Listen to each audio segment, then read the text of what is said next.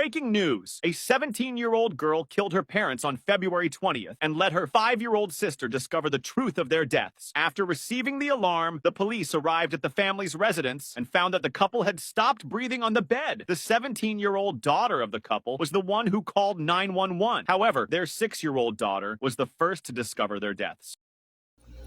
Ang ating pong nakita sa video ay si Sarah Grace Patrick, isang teenager at influencer sa isang social media platform na ngayon ay nasa kustodiya na ng mga pulis matapos umuna itong isuko ng kanyang sariling ama. Magandang araw po sa inyong lahat. Bago po tayo mag-umpisa sa kwento ng kasong ito ay nais kong iparating ang ating pakikiramay sa lahat ng naulila ng mga biktima. Kung kayo po ay interesado sa mga totoong kaso na nangyayari sa iba't ibang panig ng mundo, mag-subscribe po kayo sa aking channel para wala po kayong nakakaligtaan sa ating mga uploads. Salamat po! Ayon sa mga balita, si Sarah ay nakatira sa bahay ng kanyang stepdad na si James, kasama ang kanyang sariling ina na si Christine at ang anak ng mag-asawa na si Jaylee Ann nung nangyari ang trahedya. Siya din ang sinasabing tumawag at nag-report sa 911 sa mga nangyari. Ayon sa balita ay ang batang kapatid niya na noon ay 5 taong gulang pa lamang na si Jaylee Ann ang nakakita sa kanyang mga magulang at ang batang ito rin na nagsabi sa kanyang kapatid na si Sarah na wala na ang kanilang mga magulang. Kahit sino man sa atin na hindi dapat na maranasan ng mga ganitong pangyayari. Pero mas lalong napakasakit at napakahirap isipin na para sa isang 5 taong gulang na bata ang nakasaksi sa ganitong pangyayari. Nangyari ito noong February 20, 2025 sa kanilang bahay sa Tyus Road, Carroll County, Georgia. Base sa mga nakatira doon ay sinasabing ang kanilang lugar ay isang friendly and peaceful environment. Ito ang tinatawag na home nila James at Christine, pati na rin ang kanilang mga extended and blended family. Sa mga taong una pa lamang makakakita sa kanila o sa mag-asawa ay hindi mo iisipin na napakarami na nilang napagdaan ng problema. Si James ay may karamdaman sa puso at may nakakabit na machine o device dito na maaaring magbibigay signal or magbigay ng alarm kung may mga nangyayari dito lalo na kung siya ay natutulog. Bilang bata ay hindi ito maiintindihan ni Jaylee. Ang tanging alam lamang niya ay ang inaalagaan ng kanyang ina, ang kanyang ama. Ang alarm ng device ay patuloy sa pag-alarm ng paulit-ulit na maririnig sa loob ng bahay. At ito ang naging dahilan para kay Jaylee na puntahan ng kanyang magulang sa kanilang kwarto para tingnan kung ano ang nangyari. Si James ay ipinanganak din sa Georgia noong January 1, 1980. Kung saan 45 years old siya nung nangyari ang insidente. Si James ay sinasabing mahilig magpatawa at magbiro at gusto niyang pinapatawa lagi o pinapasaya ang mga tao sa paligid niya. Si James ay may 3 kapatid, 2 lalaki at 1 babae. Pero wala na ang 2 kapatid na lalaki ni James kaya sila na lang ni Kimberly ang naiwan. Ang unang asawa ni James ay si Tiffany kung saan nagkameron sila ng 3 anak na lalaki. Si Tristan, Trenton, and Joseph.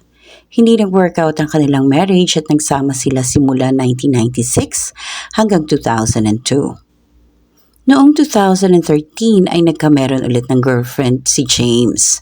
Ito ay si Jennifer, na kung saan ay nagkaanak ulit siya na si Jaden. Pero hindi rin nag-workout ang kanilang pagsasama. Ganon pa man, maganda ang kanilang relasyon sa kanilang mga anak.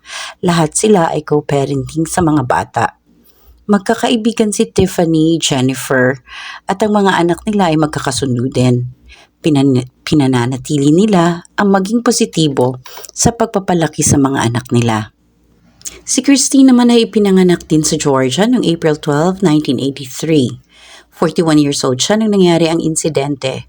2007 ay napangasawa ni Christine si Daniel Patrick at nagkaroon sila ng 2 anak dito. Ang unang anak nila ay si Sarah na ipinanganak noong April 28, 2008 at ang kanilang isang anak ay si Daniel na ipinanganak naman noong October of 2012. Kahit hindi rin nag-workout ang kanilang marriage, ay napanatili pa din nila ang pagiging magulang sa kanilang 2 anak. Sina James at Christine ay nag-umpisang mag-date noong 2017. Naging malapit sila sa isa't isa at nalaman nila na marami silang pagkakapareho. Ang lalong nagpalapit sa kanila ay ang kagustuhan nila na makabuo ng isang masayang pamilya. Pareho silang aktibo sa kanilang simbahan. To October 1, 2019 ay nagkaanak sila na si Jaylee Ann, and December 2023 nung silang dalawa ay nagpakasal. Marami silang pinagdaanan ni James.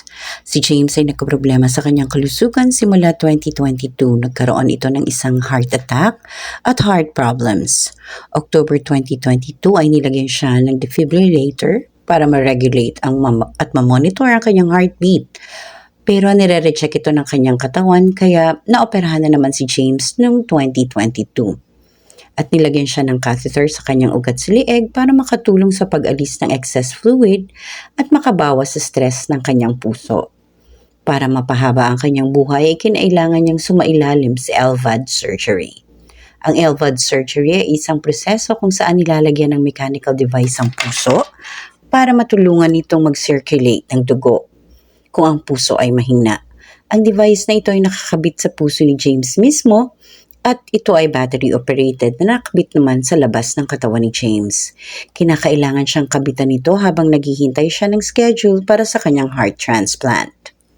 Si Christine na noon ay nagtatrabaho ay mas piniling mag-resign para maalagaan ng ayos si James. Pagkatapos ng LVAD surgery ni James ay naging maayos ito ng ilang buwan. Pero June of 2023 ay nagkameron na naman ito ng health issues. Nung panahon na yun ay naghihintay pa sila na mapasama si James sa listahan para sa heart transplant. Kailangan na maging malusog ni James para maging kwalipikado siya sa kanyang heart transplant. Ang buong pamilya ay umaasa sa isang milagro para maging maayos si James at nang maisagawa na ang heart transplant. Noong November of 2024, na-diagnose siya na meron siyang blockage sa baga, pero ganun pa man ay naging maayos pa rin siya. Early this year ay sinabi ng kanyang kapatid na bumubuti ang tingin niya kay James. Sa lahat ng ito, iisa ang sigurado, na si James ay napapaligiran ng mga taong nagmamahal sa kanya ng totoo. Nagpo-post din si James sa kanyang FB na thankful siya na laging nasa tabi niya si Kirsten. Pero kahit ganito ang kanyang pinagdadaanan, si James ay palagi pa ring positibo at masayahin at pilit pa ring pinapasaya ang mga tao sa paligid niya. Kilalanin naman natin si Sarah o si Sarah Grace Patrick, ang naanak ni Christine sa kanyang unang asawa na si Danielle Patrick. Si Sarah ay sinasabing nakatira sa kanyang ama pero nung naghiwalay ang kanyang ama at ang girlfriend dito ay lumipat na siya kina Christine kasama si James at si Jaylee. Masasabing sweet girl si Sarah pero natural at hindi lang maiiwasang nagkakaroon pa rin ng arguments sa kanyang mga magulang. 15 years old noon si Sarah nung una siyang magka-boyfriend. Ang pangalan ay si Jackson.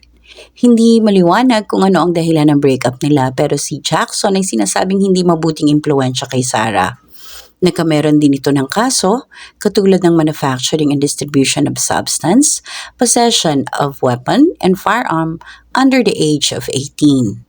Magaling na estudyante si Sarah at nakagraduate siya 1 year earlier ng kanyang edad. Excited ang buong pamilya sa pagtatapos ni Sarah sa high school. At sa ngayon ay sinasabing may boyfriend si Sarah na mas maedad sa kanya, kung saan hindi pabor ang kanyang pamilya sa kanyang boyfriend kaya hinihigpitan din nila si Sarah sa pakikipagkita sa naturang boyfriend. Ating balikan kung ano nga ba ang nangyari noong February 20, 2025.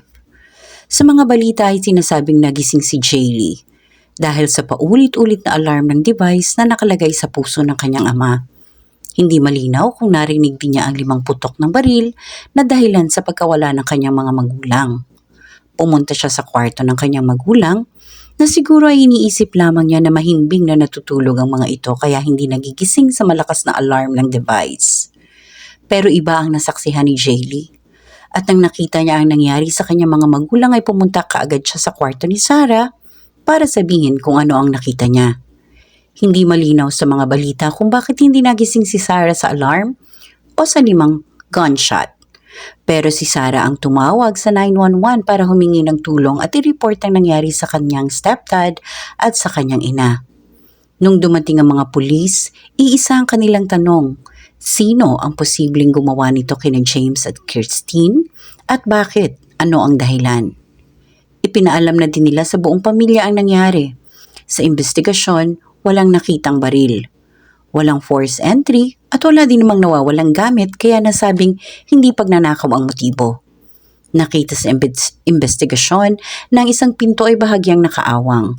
So inisip ng pamilya na may pumasok sa bahay at saka biniril ang mag-asawa. Masakit para sa buong pamilya ang nangyari. Sinasabi nila na kung natural na pagkawala o sa sakit na wala sina James at Christine ay kahit paano ay mas madali nila itong matatanggap. Ang cellphone nila James, Christine at Sarah ay kinuha ng mga pulis para sa investigasyon. Na normal lang naman ito sa mga ganitong kaso. At habang may investigasyon, si Sarah ay tumira muna sa kanyang ama na si Donnie kasama ang kanyang kapatid na si Daniel. Si Jaylee naman ay sa kanyang lola muna tumira. Noong March 8, inilibing sina James at Christine. Maraming kaibigan at kasama sa simbahan ang nagpahatid ng kanilang mensahe sa mag-asawa. Isa na rin rito si Sarah.